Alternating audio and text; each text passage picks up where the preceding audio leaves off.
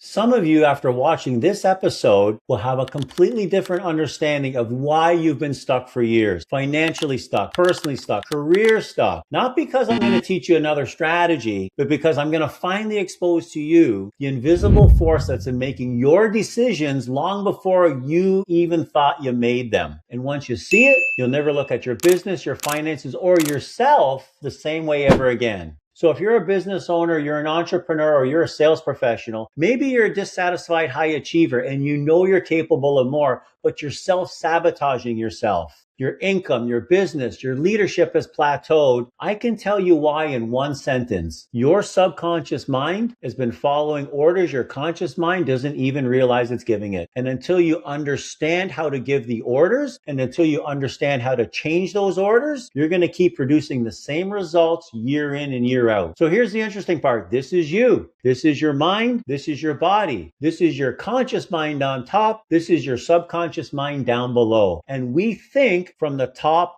down. So what if I told you that your subconscious mind, it doesn't care what you're telling it is true or false. It doesn't care whether you're happy or sad. It doesn't care whether you're broke or rich. Your subconscious mind simply follows orders from your conscious mind. Every time that you say, I can't, I'm too old, I'm not good enough, money's hard to earn, or clients are hard to find, your subconscious mind is not going to argue with you. It's going to spend every waking hour proving you right, because your subconscious mind never ever goes to sleep. Now, here's the interesting part. Your conscious mind up top, it's called the objective mind, because it deals with the objects of the outside world through your five senses. Your conscious mind is the educated mind. Your conscious mind has the ability to think. It has the ability to analyze. It has the ability to reason. Your conscious mind has the ability to accept or reject ideas. Your conscious mind has the ability to choose thoughts and ideas. So if you have the ability to accept or reject and to choose, why are you accepting thoughts or choosing things that are not in harmony with how you want to live? So I want you to do this. I want you to think of your conscious mind as the captain of a ship up above on the bridge. Now, here's the really interesting part. Your subconscious mind, it doesn't reason. It doesn't argue.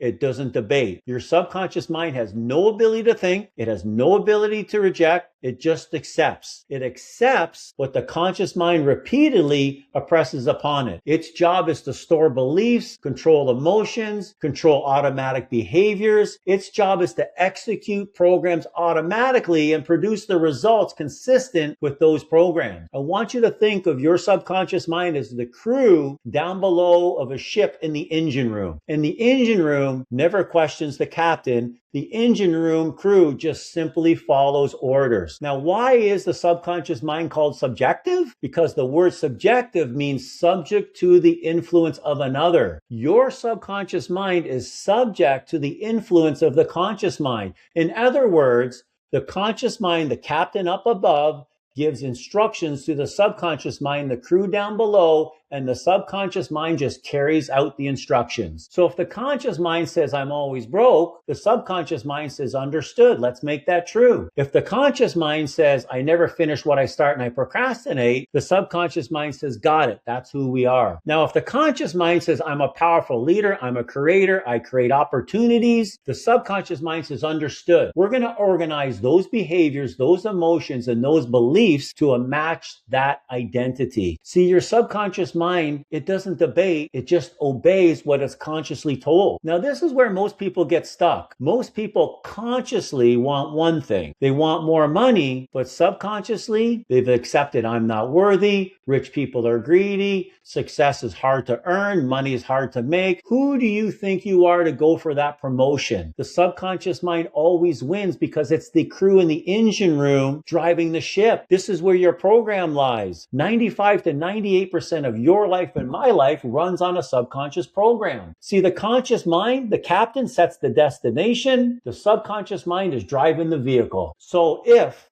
the two disagree, you're going to procrastinate, you're going to hesitate, you're going to self-sabotage, You're going to be inconsistent. And that's what I call you now have an inner conflict. See that line there? Your conscious mind is the gatekeeper. Remember, it has the ability to choose and accept or reject. Every idea must pass through the conscious before it reaches the subconscious. Now, here's the $1 million insight. Most people are spending their entire lives trying to change their results. Stop trying to change your results. Change what the conscious mind is repeatedly impressing upon the subconscious mind, because eventually the subconscious mind has no choice but to express what's accepted. That's why you can never, ever, ever outperform your self-image, because your subconscious is faithfully expressing the ideas your subconscious mind has accepted as true. Your conscious mind is the chooser. Your subconscious mind's the builder. The conscious mind is the captain. Your subconscious mind is the crew. And the quality of your life is largely determined by the instructions the captain is giving the crew. Now, here's the good news. We now know through neuroscience and neuroplasticity, you can change the wiring of your subconscious mind.